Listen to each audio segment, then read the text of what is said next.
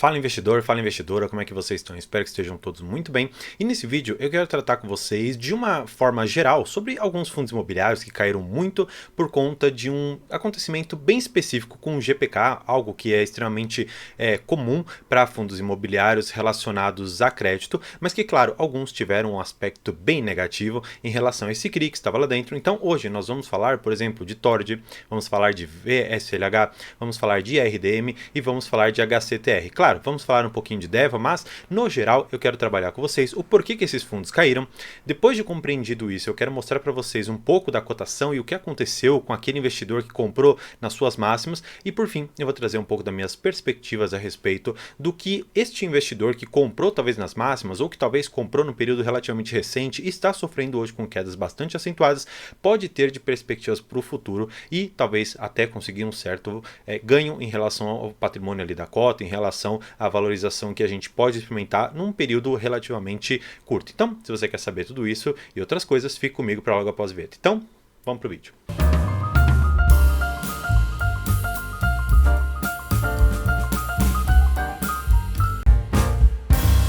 Bem, talvez não seja novidade para alguns de vocês que algumas notícias como os fundos imobiliários de CRI, eles estão em momento de crise. O IFIX ele está caindo muito. Diversas situações, na verdade, estão sendo postas ali para o investidor de fundos imobiliários no sentido de que talvez a indústria esteja fragilizada. E calma, na verdade eu quero explicar para vocês um efeito que aconteceu de 2020 e 2021 para cá e que não existia com tanta força anteriormente. E claro, o porquê que isso afetou o IFIX e o que especificamente está acontecendo neste setor aqui da nossa Bolsa de Valores que esteja afetando tanto os seus investimentos e claro, pode fazer com que você que tenha clicado aqui nesse vídeo esteja um pouco preocupado, afinal de contas muitos desses fundos já caíram a depender do momento que você comprou, 50%, 60%, 70%, então claro, aquele que colocou um determinado valor ali dentro, ver o seu patrimônio derreter em tanto e perder tanto valor não é algo tranquilo e pode imaginar, por exemplo, que fez uma análise errada ou que talvez bolsa de valores, até mesmo nos fundos imobiliários, seja um cassino em que existem pessoas com informações privilegiadas e que a gente só coloca dinheiro lá dentro para perder. Então, se você tem alguma dessas preconcepções, até um preconceito, eu já quero acalmar você um pouco e quero explicar o que anda acontecendo. Bem, como eu comentei, até 2020, os fundos imobiliários, ou pelo menos a indústria de fundos imobiliários, ela era muito composta por fundos imobiliários de tijolo, especialmente aqueles relacionados com galpões logísticos, com uma parcela relevante industrial, com questão de agências bancárias, também nós tínhamos ali a questão dos escritórios, e ou pelo menos eram esses os setores que eram mais fortes e representativos no indicador IFIX, que basicamente é um ETF, né? Ele é um indicador que mostra a composição geral dos fundos que nós temos aqui, e pelo menos mais representativos, e ele condensa tudo isso para a gente ter uma noção se a indústria está subindo, se ela está descendo, enfim. Depois de 2020, nós tivemos um salto muito grande em fundos imobiliários de CRI, ou aqueles também chamados de fundos de papel, que investem em certificados de recebíveis imobiliários, que basicamente significa que você está dando crédito para o setor imobiliário. Então, pensa comigo a seguinte operação.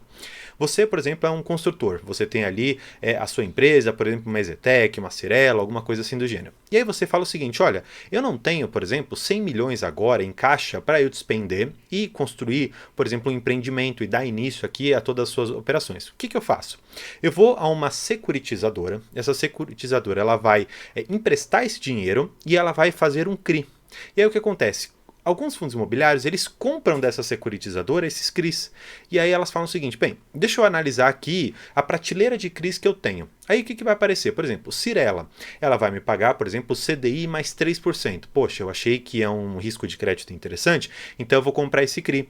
Aí eu, fundo imobiliário, eu já antecipo para aquela securitizadora aquele valor. Então eu, de uma certa maneira, eu pego aquele crédito para mim e os riscos daquele crédito também vêm para mim. Só que, claro, existe um indicador que chama LTV, que é Loan to Value, ou basicamente, traduzindo isso aqui, significa o quanto que daquele CRI eu tenho de garantias imobiliárias. Melhorando um pouquinho isso aqui. Pensa mais uma vez naquele empreendimento da Cirela que eu comentei. Então, você tem ali, por exemplo, um prédio que já está sendo construído. E aí você já tem a fundação, você já comprou o terreno, você já tem ali talvez um certo degrau ali do prédio que já está em construção, que já foi elevado. E este total ele pode ser dado em garantia. Então, por exemplo, tem créditos que têm mais de 100% de garantia. Por exemplo, eu comentei com vocês, por exemplo, um crédito de 100 milhões. Só que imagina que esse prédio da Cyrela é de extremo alto luxo e que esse prédio, por exemplo, vale ali seus 300 milhões de reais. Então, o que eu vou fazer? Essa garantia dos 300 milhões, eles vêm para dentro do meu CRI e se porventura a Cyrela não me pagar, eu vou lá, executo essa garantia e aquele terreno, aquela construção, enfim, aquele prédio que pode ou não estar ali já construído totalmente ou parcialmente, ele vem para minha propriedade para que eu possa talvez vender isso aqui e conseguir recuperar o dinheiro. Agora, o que acontece especialmente nos fundos imobiliários que eu tratei com vocês aqui? Bem, antes, é importante nós sabermos que não só, por exemplo, os empreendimentos imobiliários como prédios, eles servem.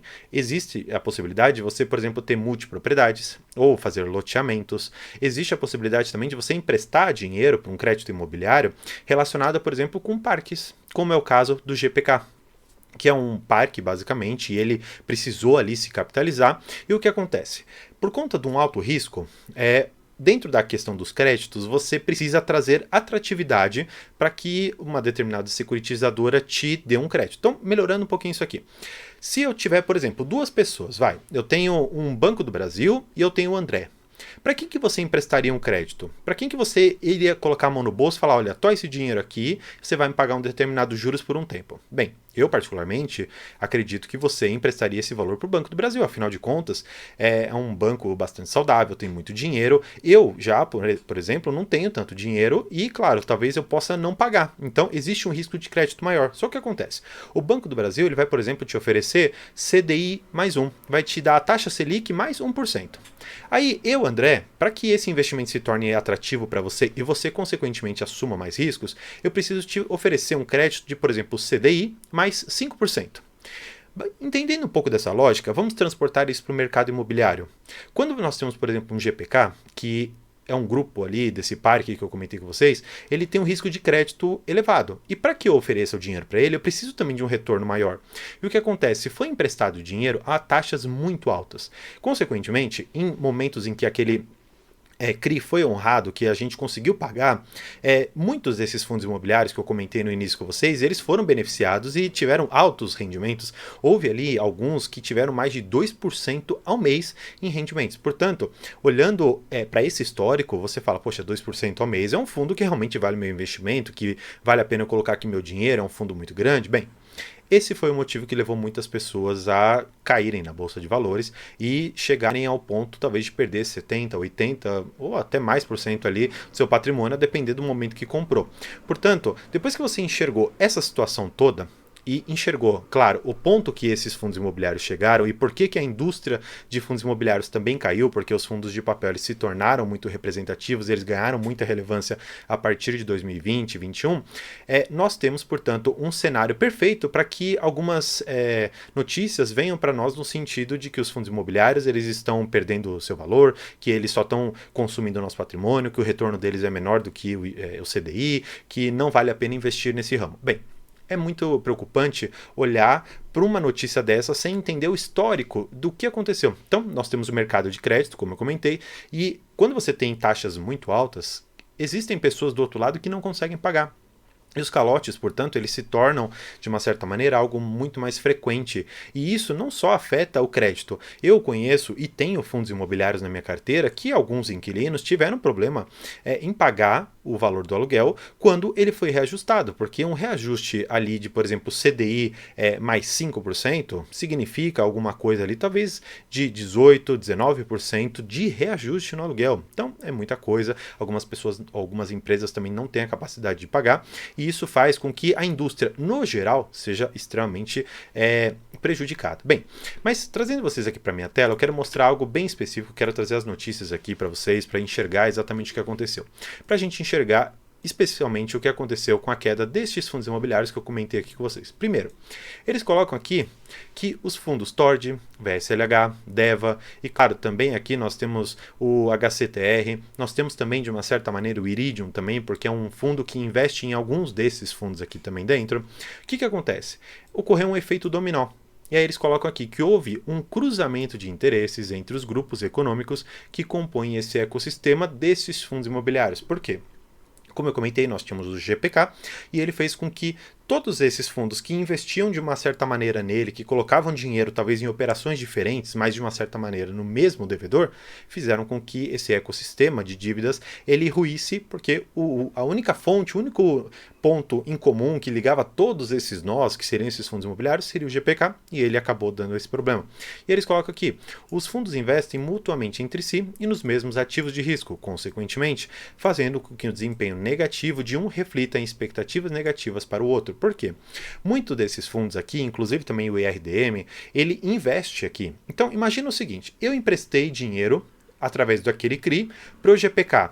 E aí, eu também, o mesmo fundo, eu invisto em um outro fundo imobiliário que também empresta para o GPK. Então, você está vendo que eu expus meu risco a algo muito concentrado aqui? Esse que é o ponto de maior preocupação. Por quê? Quando você concentra muito essa carteira, seja em qualquer tipo de investimento, por mais seguro que ele possa parecer para você, existe sim a possibilidade de ele quebrar. Então, é só você lembrar, agora trazendo um pouquinho para as ações, mas que é algo que é extremamente conhecido, que é o caso Americanas. Era uma empresa extremamente segura, pelo menos era o que se considerava, e depois achou-se ali uma fraude contábil, pelo menos é o que se diz que houve ali dentro, e as ações elas saíram ali dos seus 20, 30, 40 reais e chegou a ser negociada a menos de R$ 1 em determinado momento. Portanto, não existe um investimento que eu possa assegurar para você que seja 100% livre de riscos. Na verdade, aquele que indicar isso para ti está assim querendo te enganar, para não dizer de outra maneira. Portanto, quando você enxerga uma situação como essa, você deve olhar, tá, um rendimento alto me traz consequentemente um risco alto. Mesmo que eu não consiga enxergar, é só você parar e pensar comigo. Por exemplo, Warren Buffett, quanto que ele conseguiu de rentabilidade ao ano? Dizem que ele conseguiu alguma coisa na casa dos seus 20%, 18% ao ano.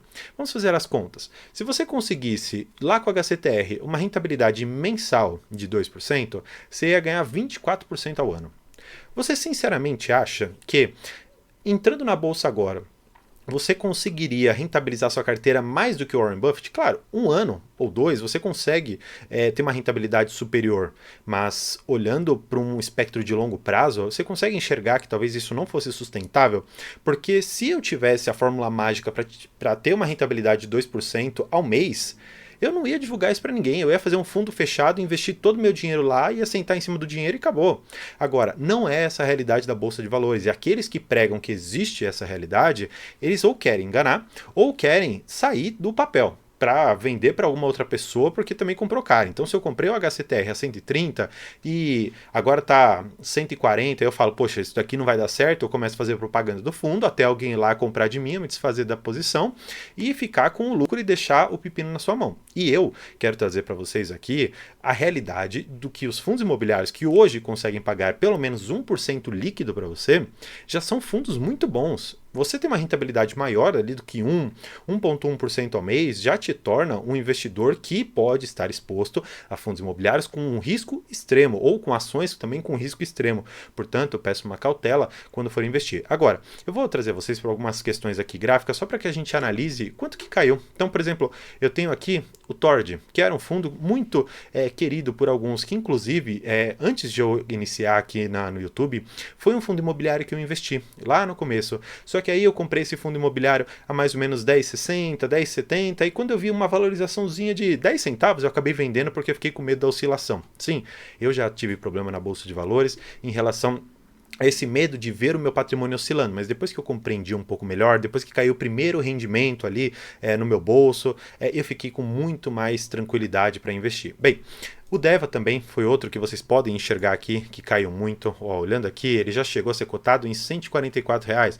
Olhando para um passado um pouco mais distante, já chegou a ser cotado a 155, puxando até as mínimas aqui dele, 71,5% de queda. Bem, tenho absoluta certeza que qualquer investimento que você fizer que cair 70% já vai te assustar muito, e se você for investidor iniciante na Bolsa de Valores, seja para ações ou fundos imobiliários, isso vai te assustar e você vai ter aquela sensação negativa de que só ganha dinheiro quem tem informação privilegiada, e que não é o caso. Agora, HCTR, que é aquele fundo que eu comentei que já chegou a pagar, por exemplo, se você pegar uma cotação aqui de R$ 100, que aconteceu em 2020, e olharmos aqui para o valor que ele pagou, ó, houve um momento que ele pagou R$ 3,20. 2020. Então, imagina, você tinha uma cotação, por exemplo, lá de R$ 100 como seu preço médio, e você recebeu 3,20, ou seja, você recebeu 3,2% no mês. Você realmente achava que isso aqui era sustentável? Exatamente por isso que depois ficou um mês sem pagar. E depois veio essa derrocada toda. Porque fundos que trazem muito risco, consequentemente, também trazem essa possibilidade de você ter uma caída, um prejuízo muito grande. Agora, olha só, 2021 pagou muito, 2,40, 2,20. Olha, existe aqui um mar de possibilidades de você ter comprado esse fundo nessa época aqui e ter ganhado um certo dinheiro com isso. Mas, olhando para a cotação também, se você comprou aqui em 2021, você pagou 130, 140, 150 ou até mesmo algumas pessoas já chegaram a pagar 160. E esse fundo hoje está aqui com uma desvalorização de 70,7%. Talvez tenha valido a pena? Acredito realmente que não, mas se você ainda achar que vale a pena ou que valeu a pena, fica a seu encargo. VSLH também, um outro fundo imobiliário que lá no comecinho do canal eu tinha esse fundo, mas eu vendi. Eu enxerguei depois de um tempo, conseguindo analisar ali os riscos dos fundos imobiliários, eu enxerguei que havia muito risco. E eu saí ainda no meu preço médio. Eu comprei a mais ou menos ali uns R$ 10,20 e acabei saindo mais ou menos nesse preço também.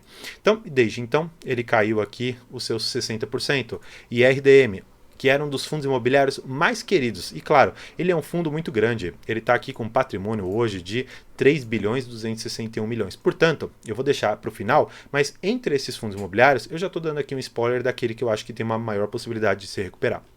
Olhando, portanto, aqui para sua cotação, aquele que pagou R$ 157 chegou a ver seu patrimônio cair aqui 50%. Então, só por isso a gente já consegue enxergar que, pela queda que ele teve, ele se mostrou muito mais resistente a tudo o que aconteceu. Portanto, existe aqui uma probabilidade de alguns desses fundos se reerguerem. Então, vamos apenas olhar o valor patrimonial de cada um. VSLH, 300 milhões. HCTR, já tem 2 bilhões e 600. DEVA, tem 1 bilhão 300. Tord, ele tem aqui 487 milhões. Bem, eu vou trazer vocês para mim para que a gente tenha uma conversa franca a respeito de qual a minha perspectiva, a minha real perspectiva para todos esses fundos. Bem, VSLH e Tord, num pequeno espaço de tempo, eu não enxergo uma recuperação boa neles. Por quê? Porque eles têm o risco GPK muito alto, eles têm exposição a poucos CRIs, a carteira deles não é tão diversificada, portanto, enquanto o grupo GPK não me trouxer algum indicador relevante de que eles vão pagar ou podem renegociar essa dívida, não vejo possibilidade de uma recuperação interessante nem na sua cotação nem nos seus rendimentos. Agora, olhando, por exemplo, para DEVA, olhando para IRDM e HCTR, para dois deles, especialmente o DEVA e o IRDM, eu vejo uma possibilidade de recuperação muito melhor. Por quê?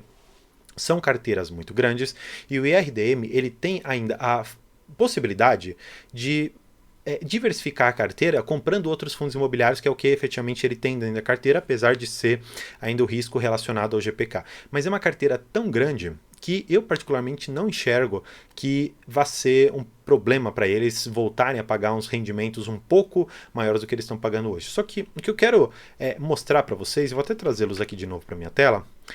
Aquelas pessoas que pagaram 150, 160 reais no fundo, pagaram muito caro. Porque se olharmos efetivamente o valor de mercado desse fundo, hoje ele está aqui em 0,94. Custando quanto? Custando R$ 84 reais. Portanto, o valor justo do fundo, seria girar aqui na casa de 89, 90 reais.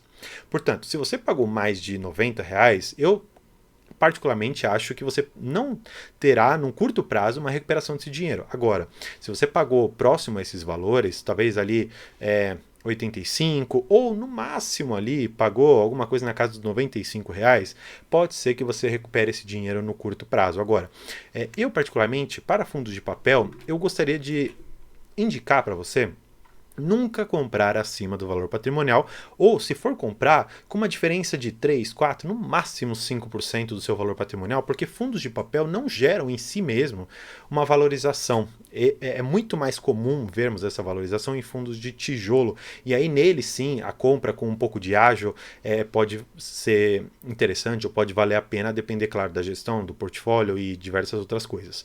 Portanto, enxergando todos esses fundos imobiliários e essa dica final que eu dei para vocês, eu particularmente acredito que existe o potencial de alguns desses fundos imobiliários se recuperarem, Já o HCTR, ele tem um risco cruzado ainda também em um outro problema que pode ser aqui para ele, que é com o fundo imobiliário XBXO, então isso pode trazer um pouco ainda mais de dor de cabeça para ele.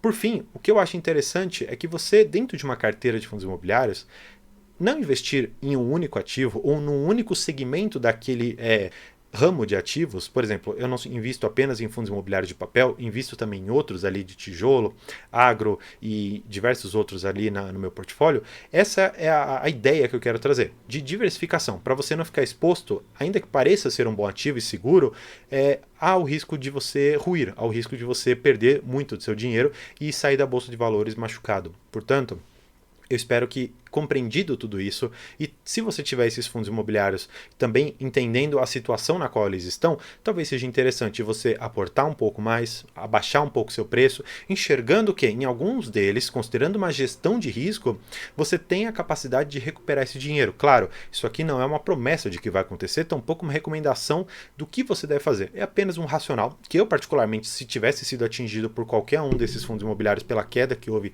recentemente, essa seria a estratégia que eu adotaria. E claro, fica a seu encargo também analisar todos os outros fundos e ações que existem, ETFs e BDRs, para que você não precise tirar aquela perda que você teve do mesmo ativo. Então não é porque eu perdi no RDM que eu preciso recuperar aquele dinheiro no RDM. Eu posso tirar aquele dinheiro do RDM e recuperar, por exemplo, em Banco do Brasil.